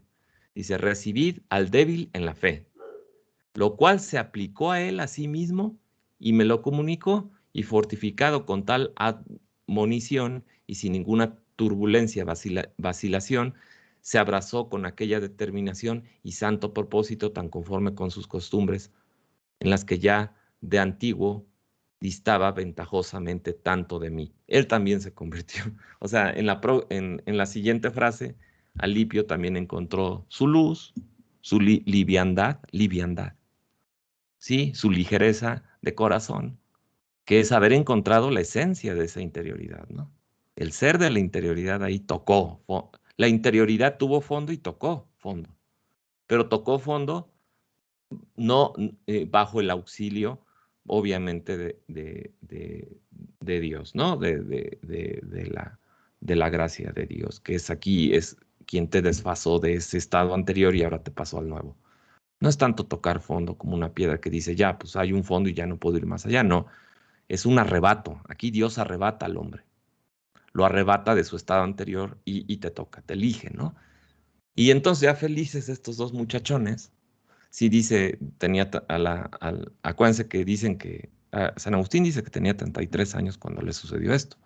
Después, les recuerdo que él va a regresar eh, a su ciudad natal, a Hipona, y se va a integrar a la jerarquía eclesiástica, lo van a ascender años más tarde a obispo de Hipona, y pues él va a proteger a su comunidad cuando venga la invasión de los vándalos, ya les dije, por Genserico o Genserico, no sé cómo se diga, este rey bárbaro que va a invadir el norte de África, pues va a asediar a su natal Hipona, él ya siendo obispo muchos años después de este acontecimiento, 450 y tantos, 451 o antes, no, mucho antes, ¿no? No sé la fecha, 430 y tantos. Asedia Genserico y dicen que San Agustín, bueno, alentó, protegió, cuidó de su comunidad, ¿no? En esos momentos tan turbulentos que fueron las invasiones de los pueblos germánicos, que duraban, por cierto, muchos años, pero en el caso de la ciudad natal de San Agustín, que fue Hipona, la llevaron a cabo los vándalos, ¿no? Sí, entonces ya pasó todo esto y terminamos, dice, después entramos a ver a la madre, que era la mamá de Agustín, Mónica, dice, y se lo indicamos y dice que ella se llenó de gozo, porque ya saben que picaba piedra Santa Mónica con San Agustín, ¿no? Desde antes ella lo animaba, lo conminaba, ya saben, es como la mamá de todos, ¿no? Párate, haz, camina, come, y después de come, edúcate, lee, no estés acostado ni durmiendo todo el tiempo. Entonces, una molestia, es una fatiga, pero que como ven, tuvo su logro, ¿no? Dice que ella, dice, contámosle el modo como había sucedido, dice y saltaba de alegría, ¿no? Y cantaba la victoria, por lo cual te bendecía a ti, que eres poderoso para darnos más de lo que pedimos o entendemos, porque veía que le habías concedido respecto de mí, o sea, su hijo, mucho más de lo que constantemente te pedía con gemidos lastimeros y llorosos. Mucho más, ¿no? Hubo un extra más. Quizá la expectativa de Santa Mónica, pues era, quizá haz lo bueno, que ya deje el alcohol, que deje las viejas, que deje, perdón la expresión, pero así es, ¿no? En este tipo de personajes como Agustín, ¿sí? Y de repente dio más, porque dejó eso y aparte, llegó a ser más que eso, ¿no? Dice, porque de tal modo me convertiste a ti que ya no apetecía esposa ni abrigaba esperanza alguna de este mundo, estando ya en aquella regla de fe que ella, sobre la que hacía tantos años ella me había mostrado, ¿no? Y así convertirse su llanto en gozo, el de la madre, mucho más fecundo de lo que ella había apetecido y mucho más caro y casto que el que podía esperar de los nietos que le diera mi carne, ¿sí? O sea, ya se sabía pues que después de esto pues quizá él iba a practicar la regla del celibato que ya era en algún concilio de por aquella época ya se había impuesto, como unos 150 años antes había habido un concilio que se había propuesto el celibato entre la, este, los presbíteros y la jerarquía eclesiástica, ¿no? Entonces dice, pues no te voy a dar hijos, pero mi conversión va a ser el resultado de tus lágrimas, casi, casi, ¿no? Bueno, acuérdense que estamos hablando de las confesiones de San Agustín. Él no se está confesando a sus lectores, ni a ustedes. Él está hablando con Dios, ¿sí? Todo esto es un diálogo de San Agustín con Dios. Bueno, entonces, compañeros, tenemos lo siguiente, ¿sí? Eh, tenemos que San Agustín, ¿qué es lo que está haciendo a lo largo de las confesiones? Practicando un constante autoexamen de conciencia. Pues, es una conciencia que se llama a sí misma, es el llamado de la conciencia, quítenlo de Dios si quieren. Es un tema heideggeriano y también kierkegaardiano y también del estoicismo, el llamado de la conciencia que nos llama a resolvernos, ¿no? Y se percata él en este llamado de conciencia de conatos, impulsos, tendencias reñidos entre sí con lo que se quiere, con lo que quiere con lo que quiere conscientemente, pero no puede, ¿no? Entonces, es una constante autoobservación, como un cuidado que forma parte de la interioridad humana como ahora va a ser entendida, ¿no? La voluntad no es una simple facultad que se somete a la razón, como en Aristóteles, sino es el centro de la vida y la vida misma. Aquí parece que San Agustín ya no se da este sometimiento de la voluntad a la razón. La voluntad se pasa a liberar.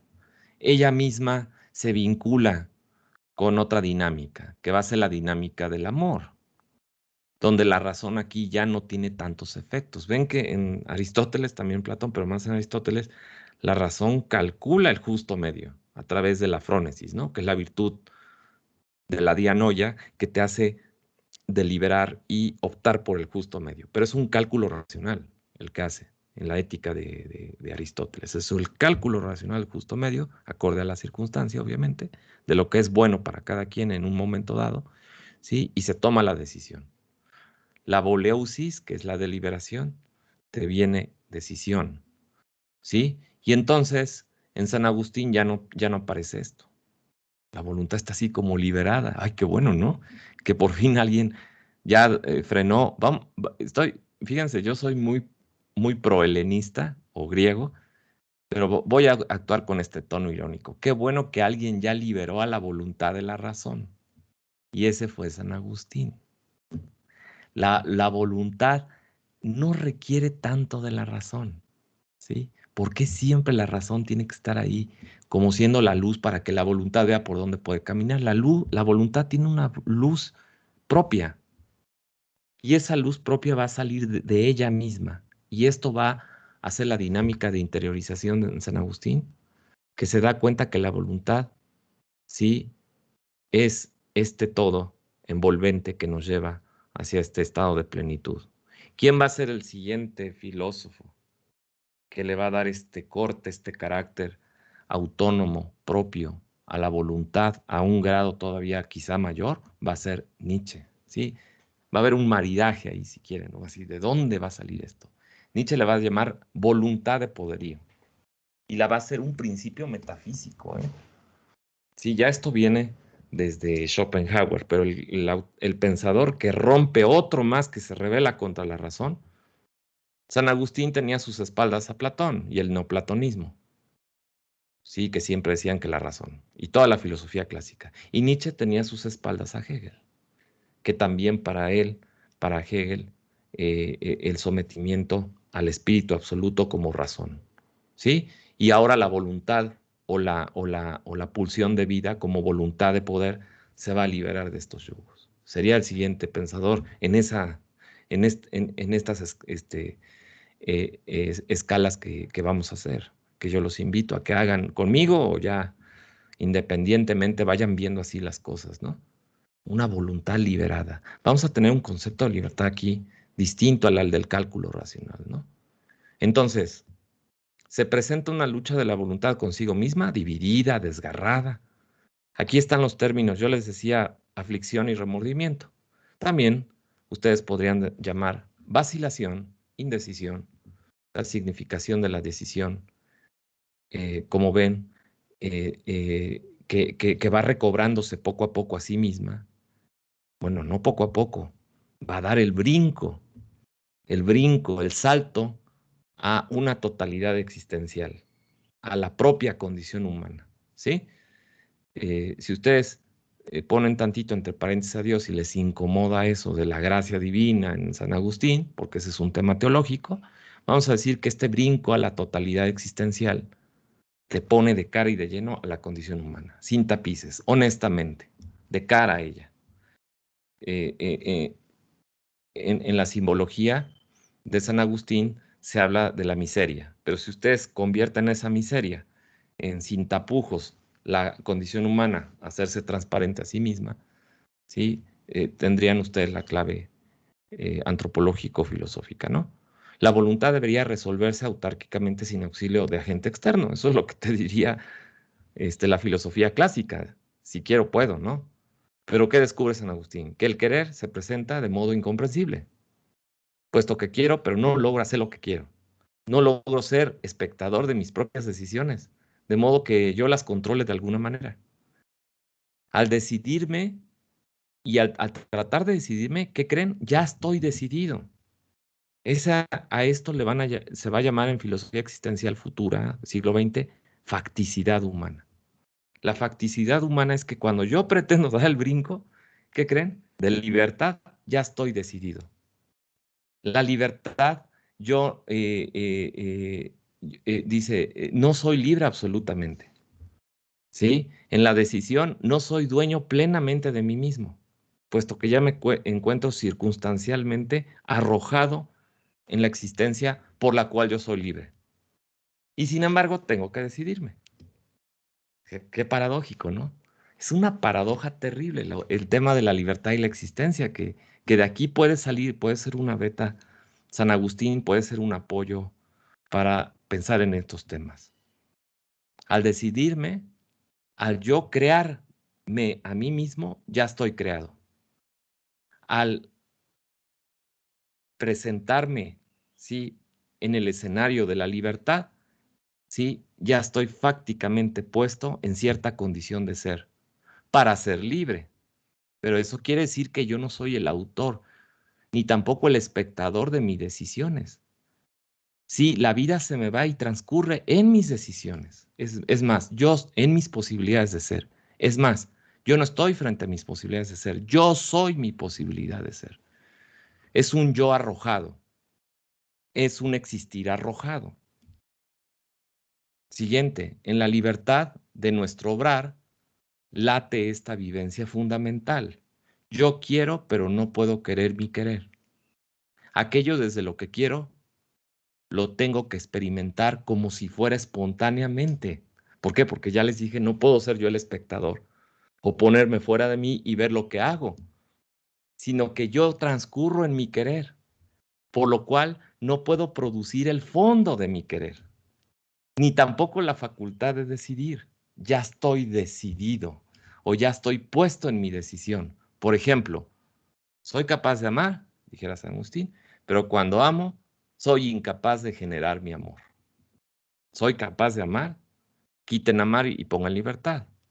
Pero cuando amo o cuando soy libre, soy incapaz de generar mi amor. Es decir, soy incapaz de generar mi libertad. Me nazco libre y en eso no puedo ser libre. ¿Alguien es libre para no nacer libre? ¿O alguien es libre para renunciar a su libertad? Renunciar a la libertad es un acto de libertad. Revelarme a Dios es también un acto de libertad. Dios me hace libre para revelarme en relación a Él. Soy libre para negar la libertad. Pero ese negar la libertad me hace ser libre y me hace ser incapaz de poner esa libertad como absoluta. No, yo no soy capaz de generar mi amor, no soy capaz de generar mi libertad. Me veo ya amando y ya me veo libre. Y póngalo amor a libertad y otra cosa. ¿Sí? Yo no soy capaz, todo lo que viene como posibilidad de ser, vean, no me puedo poner antes de eso, sino yo transcurro en eso. Por eso dice aquí, experimento espontáneamente. Estamos tocando fibras, ahora sí, muy profundas de una antropología filosófica, compañeros, de esto que se está diciendo. Quiten amor, quiten libertad, pongan otra cosa. Yo no puedo ser, yo no puedo generar mi felicidad. Cuando soy feliz, ya me veo en el transcurso o en el desarrollo o en la ejecución de ese ser feliz. ¿Y qué creen? ¿En dónde está la paradoja? ¿Hacia atrás? De que yo no genero mi felicidad, sino me veo arrojado a la felicidad y en eso ya soy feliz. ¿Y qué creen? Tampoco puedo ser testigo en el dejar de ser feliz, porque así son los temples de ánimo. Así como aparecen, dejan de ser. Y cuando yo quiero echar a andar otra vez mi felicidad, ya no lo puedo hacer. Me veo sumido en una profunda melancolía de verme incapaz precisamente de volver a regenerar la felicidad previa. Y esto les puede a ustedes causar una frustración horrible, ¿no? Porque están viviendo en la felicidad y son felices sin haber sido el autor y el que generó el temple de ánimo y se van y no lo pueden reactivar. Y en ese estado de frustración también, la frustración, me soy frustrado. Y no fui el autor de la frustración cayó sobre mí. Dice, así en mi libertad no soy absolutamente libre. Si fuera absolutamente libre, estaría yo condicionándome antes de ser libre y después de ser libre. Pero no pasa eso. Mi producirme a mí mismo no es un producirme por mí mismo. El hecho de que yo transcurra en mi mismidad no hace que yo sea la causa de ese sí mismo que se está presentando.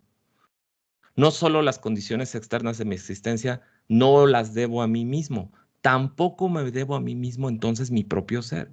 Si no me debo a mí mismo mi libertad y mi felicidad y mi amor, aunque transcurra en ellas, menos mi ser. Facticidad humana. Se presenta entonces esta permanente paradoja en la mentalidad agustiniana. Dios crea en el hombre la libertad, pero no lo deja librado a la naturaleza, sí desprendido, ¿no? Sí, lo hace libre, pero no le corta su relación con Dios como para dejarlo librado a la naturaleza, donde Dios sale por otro rumbo, como en los griegos, ¿no? Que los dioses están infinitamente separados del hombre. Dice, mas con ello, incluso Dios le da la posibilidad de volverse contra él, el hombre contra Dios mismo. Dios concede al hombre la libertad, mas cuando el hombre se ha vuelto contra Dios, únicamente el socorro y la gracia de éste hacen posible que, no obstante ello, con su propio obrar, se encamine al bien, que es el tema de la gracia. Es como este juego, ¿no? Recíproco, en que Dios no nos libra la naturaleza y la forma en que se mantiene la liga, la relación con Dios, es que cuál es un momento negativo que Dios concede la libertad al grado que le da la libertad a Dios que se vuelva en contra el hombre de Dios mismo, y esa liga se hace ahora positiva en el sentido de que cuando el hombre se aleja de Dios, entonces Dios sale al socorro del hombre a través de la gracia para asistirlo y que se encamine de nuevo al bien. En la libertad que tengo para encaminarme al bien, obviamente soy obra de Dios. Se afirma que este ser, que yo no soy causa de él, Dios es causa de ese ser. Es libertad que me ha sido brindada y no me la debo a mí mismo. Si me atribuyo a mí mismo lo que en realidad proviene de Dios, entonces diría San Agustín, soy rechazado de mis tinieblas, las tinieblas de las que acaba de hablar. Se le- en- ¿Qué pasaría si yo me celebrara a mí mismo como mi obra propia? Sería pecar de soberbia, ¿no? La humildad sería entonces ahora el temple de ánimo al que yo estaría condicionando la verdad para toda buena acción, la humildad. Cambia todo el paradigma de las categorías griegas de la Grecia antigua. Siempre en los griegos hay una idea del dominio de sí mismo, de la templanza, ¿no? La templanza es el dominio de sí mismo o el gobierno de sí mismo que uno puede llegar a tener, que provoca entre varias variantes éticas, sí, la autarquía del sabio, del filósofo, que no depende de nada, porque él tiene un control de sí mismo. Eso desde Sócrates, ¿no? Para poder gobernar la ciudad, decía Sócrates a Alcibíades, primero debes saberte gobernar a ti mismo, tener un autocontrol, un dominio de ti mismo. Y aquí se ve que este dominio no es suficiente. Para llegarlo, pues, obviamente para lograrlo, para llegar al nivel de trascendencia humana, sí se requiere de la asistencia divina, porque este autodominio podría pecar de soberbia y desprenderse y zafarse de Dios, producto de la propia libertad, y tiene que reintegrarse. Entonces, ahí va, y con eso lo dejamos para la siguiente clase. Ustedes se van a preguntar cuál va a ser, si frente a la indecisión, frente a una voluntad afligida, eh, cuál va a ser la fuerza que nos va a impulsar a no caer en esta separación o en esta, ¿cómo les dije aquí? En esta soberbia, va a ser la fuerza que va a unir en dirección, obviamente, de Dios y de su posible asistencia. Sí, es en San Agustín es la universalidad del amor, ¿no? Vuelve el tema platónico de que el amor es una fuerza. También en San Agustín es una fuerza universal. No tiene que ver con un sentimiento, un estado de ánimo de alguien que está viendo el mundo de una manera. Sí, también lo pone en términos metafísicos el amor. Sí, pero ahora con esta nueva idea, que sobre todos los tipos de amor o de apego, el que se manifiesta y el que domina a todos y el que está metido en todos los intersticios de las cosas, ¿sí? Vamos a decir, los espacios, que llena todos los espacios de las cosas y forma, vamos a ver, van a ver aquí, eh, y le otorga y se constituye en una fuerza universal, es el amor, en la medida en que el amor es modo o medida, especie o belleza y orden y número.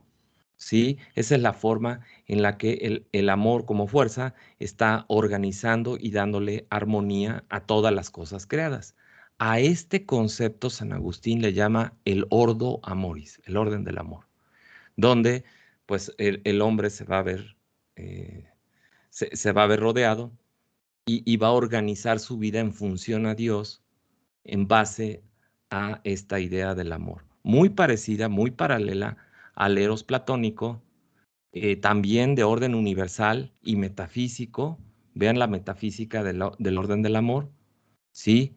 Que es modo, especie y orden. Eso lo vamos a ver la siguiente clase, ¿sí?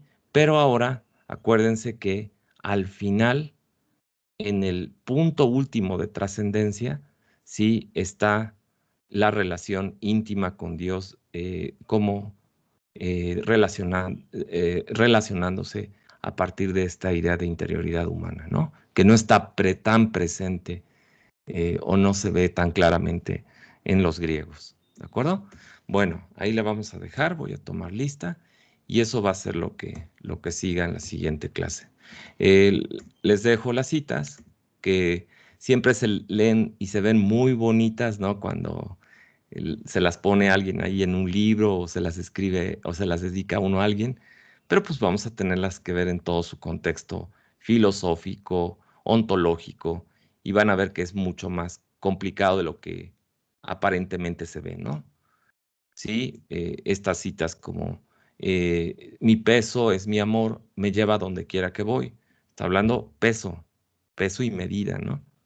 Sí, arrastra el amor en esta tendencia. Dice, y así pues, de una vez se te da este breve precepto, ama y haz lo que quieras, ¿sí? Eso también tiene unas consecuencias muy graves. Poner una ética basada en este principio de ama y haz lo que quieras. También suena bonito, pero van a ver cómo en el contexto de todo lo que dice arriba y abajo de este pasaje de San Agustín se pone un poco más interesante y más difíciles las cosas, ¿no? De cómo aparentemente aparece. Si calla, calla por amor. Si gritas, grita por amor. Si corriges, corrige por amor. Si perdonas, perdona por amor. Exista dentro de ti la raíz de la caridad, caritas, el amor a Dios. De dicha raíz no puede brotar sino el bien. Más abajo dice, si amas a Dios, estás en el cielo, aunque sigas estando en la tierra. Cosas, les digo, que nos pueden mover como si estuviéramos en la iglesia y el Padre nos hablara, pero si ya lo vemos en contexto filosófico, pues estamos hablando de una versión renomada del eros platónico, con un cambio en la cosmovisión, en el punto de vista, en la forma de ver al hombre, ¿sí? Este, repito de nuevo, a Hannah Arendt, su tesis de doctoral escribió el concepto de amor en San Agustín, esta gran pensadora del pensamiento del político. Entonces, muchas de estas cosas las pueden ver en el contexto de ese texto, de ese libro. Ok, ahora sí, aquí le paro y vamos a tomar lista. Y obviamente si alguien quiere participar, me dice. Ujú.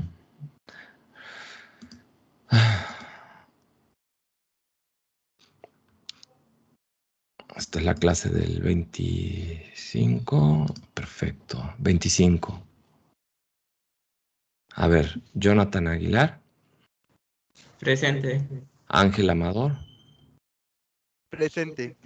Michelle Bautista, Presente. Itzel, Presente. Cristian, Presente. Sandra, Presente. Pablo, Pablo González. ¿Está ahí, Presente. Pablo? Presente. ¿La clase pasada estuviste? No, profe. Ok, gracias por la honestidad. ¿Y vas bien? Vas bien Presente. en asistencias. Ok, Víctor, Presente. Diana, Presente. Jennifer, Presente. Etan, Presente. Ameyali, Presente. Josefina, Presente. Jorge, Joan, Graciela, Presente. Georgina, Presente. Karina, Presente. Yoltik, Presente, profe. Luis, Presente.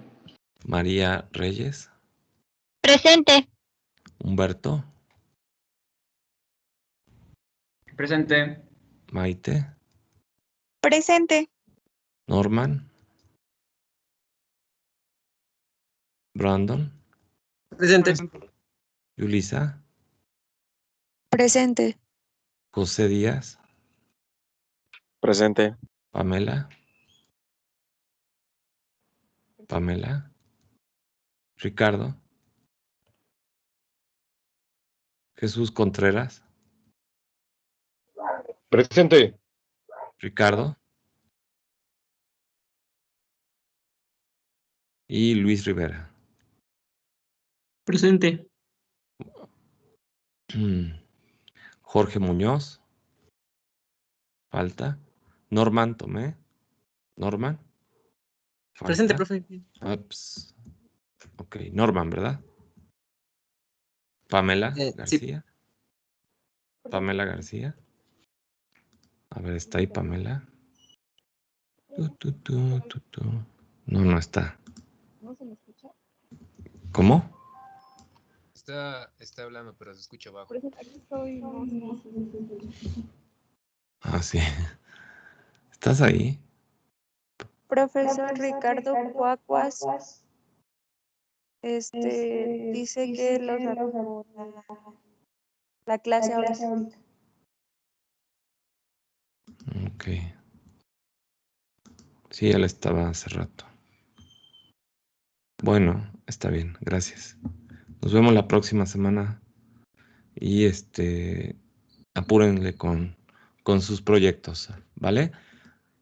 Ok, entonces alguien presente, creo que no sé si me escucha. Ya te puse asistencia, Pamela. Aquí, asistencia. Ujú. Listo. Ahora sí, díganme, ¿alguien quiere hacer algún comentario? Pregunto yo, ¿habían tenido el acercamiento a un pensador de este nivel dentro del cristianismo? Ya saben que todos o la mayoría pues somos no practicantes, pero estamos educados en la mentalidad del cristianismo, pero con un cristianismo medio chafa, ¿no? Popular. Más bien de rituales, ¿no? Te enseñaban cosas tipo ritual, cumplir sacramentos, el sacramento del bautismo, el sacramento de la comunión, etcétera, ¿no? Los sacramentos típicos del cristianismo. Pero pues todos esos se fueron creando a lo largo de la evolución del cristianismo. Yo ya les dije ahorita una barbaridad, ¿no? Que Jesús de Nazaret era judío y hacía prácticas judías y seguía la ley judía. Él no era cristiano, para empezar, ¿no? Y eso no es ningún gran descubrimiento. Normalmente el que inicia un movimiento político, pues no es el practicante de las reglas que después se van a crear por parte de esa doctrina política, ¿no? El que fundó un partido político, pues va a hablar de los principios, de los fundamentos del movimiento. Ya sus sucesores son los que van a crear las reglas, las normas, ¿sí?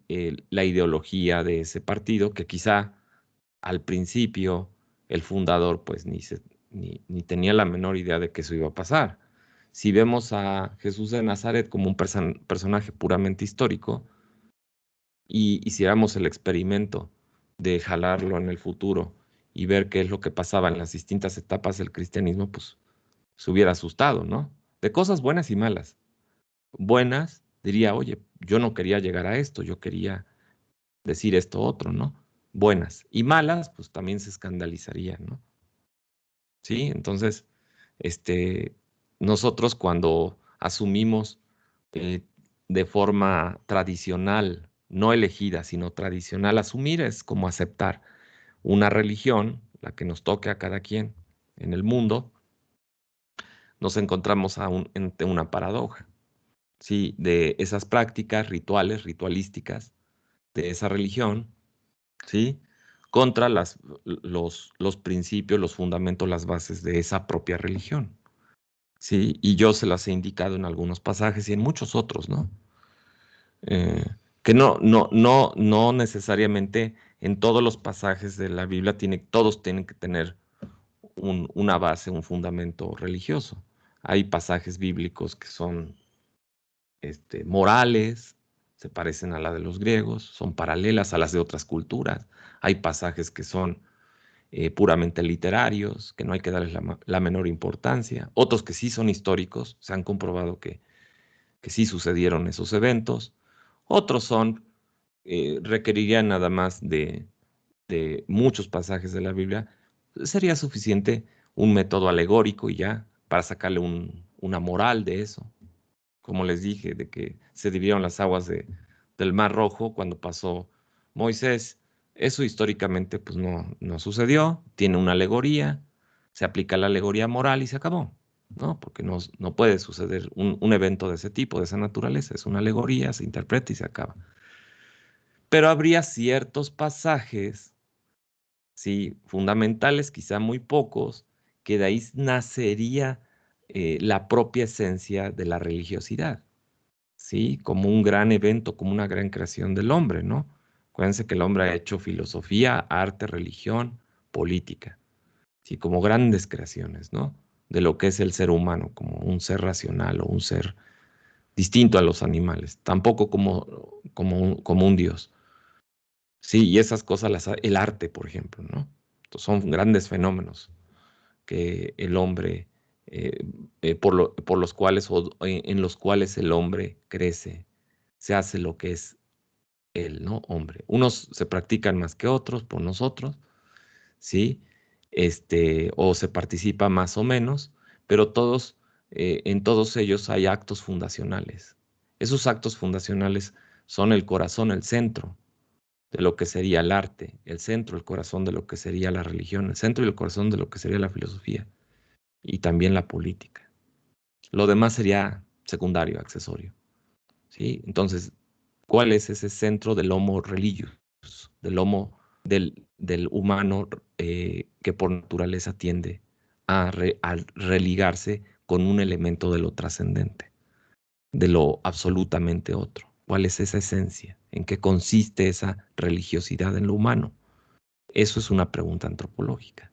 Si se niega es ateísmo, ¿no? Y ya se quita. Pero también eso tiene implicaciones.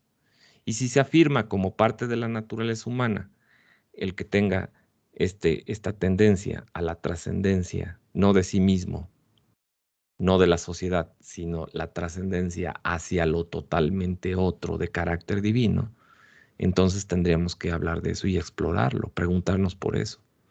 ¿Sí? Entonces, bueno, aquí en el discurso de Agustín van viendo que se va mezclando ese elemento de trascendencia. ¿Sí? Adelante, ¿alguien quiere participar? Profe,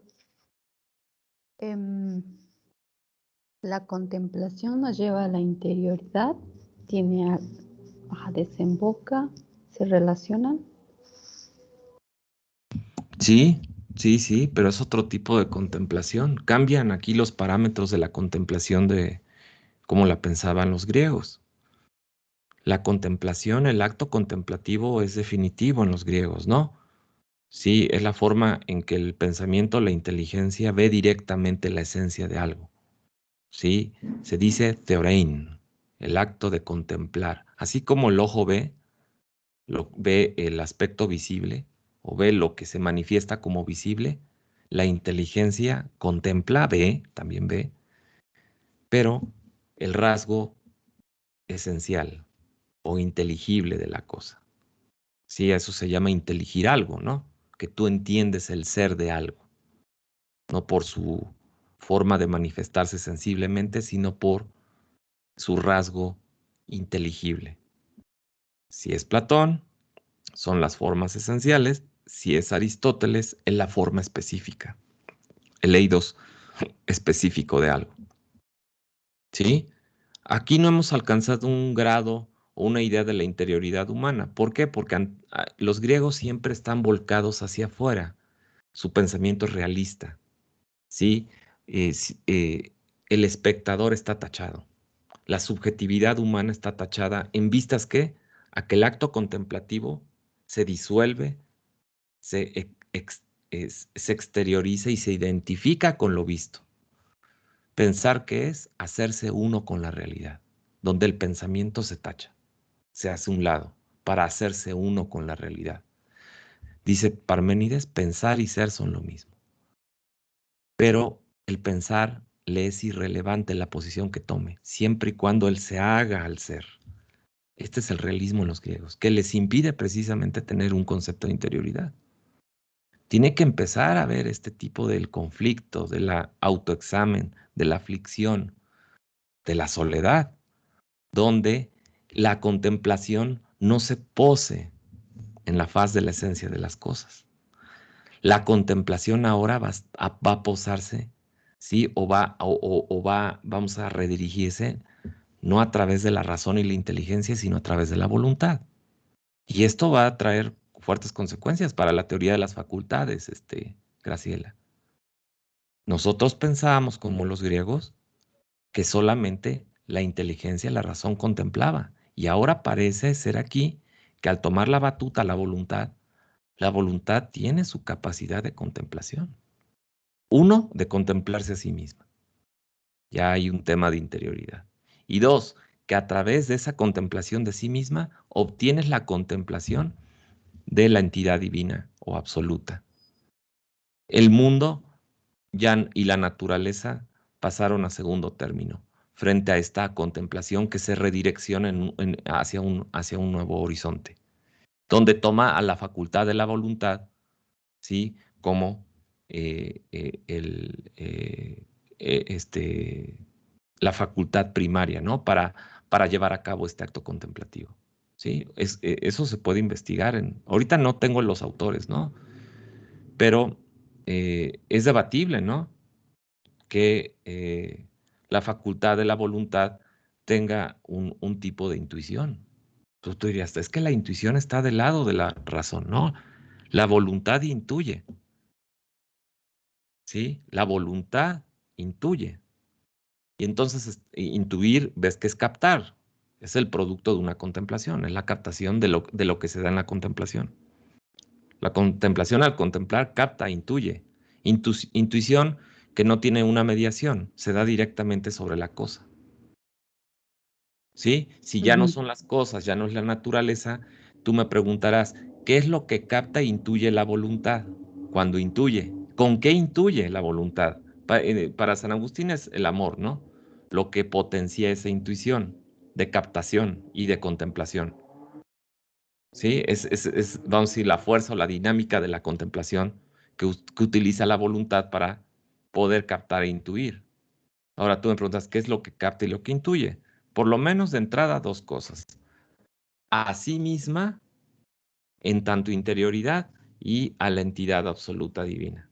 Y la relación que hay entre ellas, obviamente. Y eso la razón no puede hacerlo. La razón está opacada frente a eso. ¿Sí? Hasta ahí sería ahorita mi respuesta. Después te digo, con los demás autores de Kierkegaard y con Nietzsche, podemos ir enriqueciendo nuestro concepto tanto de existencia y de interioridad como de voluntad. Para Nietzsche, la voluntad, y para Kierkegaard, la idea de existencia y de libertad. Que ahorita, cuando les dije lo de San Agustín, tenía mi tono, bueno, la forma en que yo lo expliqué, tenía un tono bastante al modo de ver como Kierkegaard, ¿no? Lo explica. Hasta ahí nada más, ¿sale? Lo demás que quede así como un cuestionamiento para ti y que tú lo investigues. Adelante, ¿alguien más? Sí, gracias, profesor. Una cosa paradójica, váyansela preguntando, ¿no? A ustedes les imponen una teoría de las facultades, ¿no? Cuando les explican un tema, la facultad de la razón, la facultad de la inteligencia, qué hace la facultad? Y te recitan lo que dijo Aristóteles, yo se los dije. Y lo que hace la voluntad es en esta serie de cosas, como facultades humanas. Y ahorita parece que las facultades humanas se cruzan y parece que más bien se están intercambiando sus dinamis, sus potencias, sus posibilidades de ser. Parece que no son las de una le pertenecen a la otra y las de esta le pertenecen a aquella, parece ser. Vayan viendo que no todo es como a veces se nos dice normalmente en las clases, ¿no? Las exploraciones de esto van más allá, las investigaciones, en los autores y también en su propia reflexión que ustedes hagan. Adelante.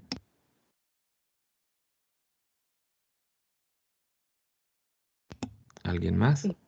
Pues sí, es como, queda abierta la duda esa, cómo la voluntad, que la voluntad tenga esa facultad.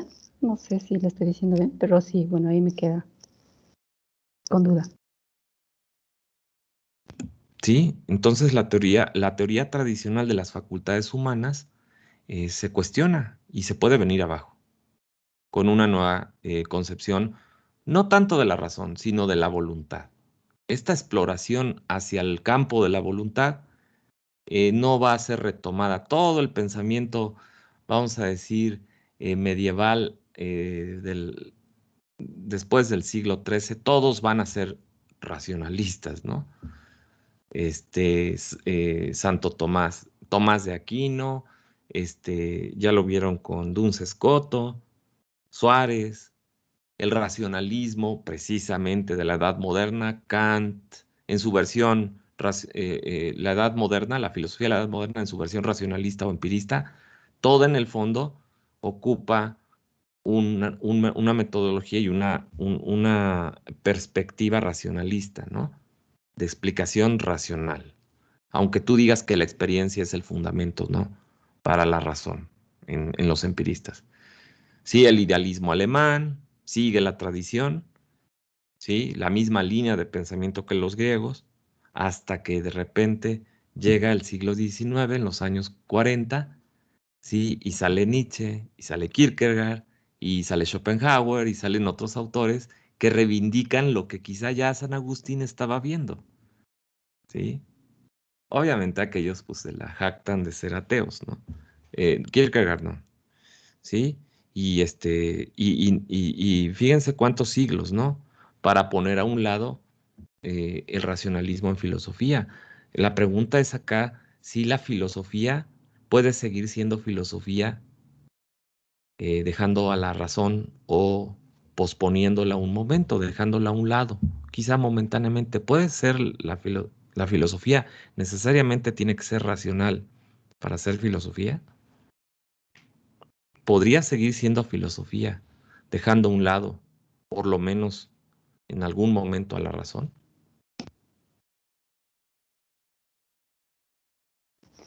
Sí quedan abiertas, ¿no? O confunde, no sé. Sí, se confunde la filosofía con la razón muchas veces. Y cuando se habla del derrumbamiento de la razón en la posmodernidad, se habló del fin de la filosofía. ¿Será esto posible? Sí, nació la filosofía siendo racionalista, ocupando un lenguaje racionalista. Ya ven que los presocráticos escribieron sus textos que están perdidos, pero nos quedan los fragmentos poéticamente. Escribían versos en hexámetros, en la medida, bueno, la técnica del hexámetro. No se empezó a escribir filosofía, apenas se empezó a escribir filosofía de una manera argumentativa y demostrativa hasta Aristóteles. Él fue el creador de la prosa filosófica. Entonces, ¿quién fue el que impuso el modelo intelectualista, racionalista para la filosofía? Parece que todo inició con Platón, ¿no? Yo creo que ni Sócrates no habría que echarle la culpa, pero todo habría empezado con Platón y con Aristóteles. Entonces, sobre ellos recaía un peso enorme, como lo dice Heidegger. Sobre ellos caía un peso enorme de una manera de entender a la filosofía. Nada más se los dejo ahí. ¿De acuerdo? ¿Alguien más? Gracias, profesor. Sí, a ti. Ángel. Minerva. Todo bien, muchas gracias. Sí, a ti. Joan. Karina. Todo bien, gracias. María.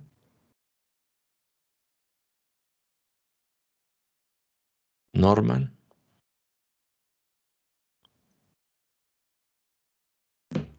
Ricardo. Ok. Hoy al rato ya publico las clases, ¿sale? En el canal de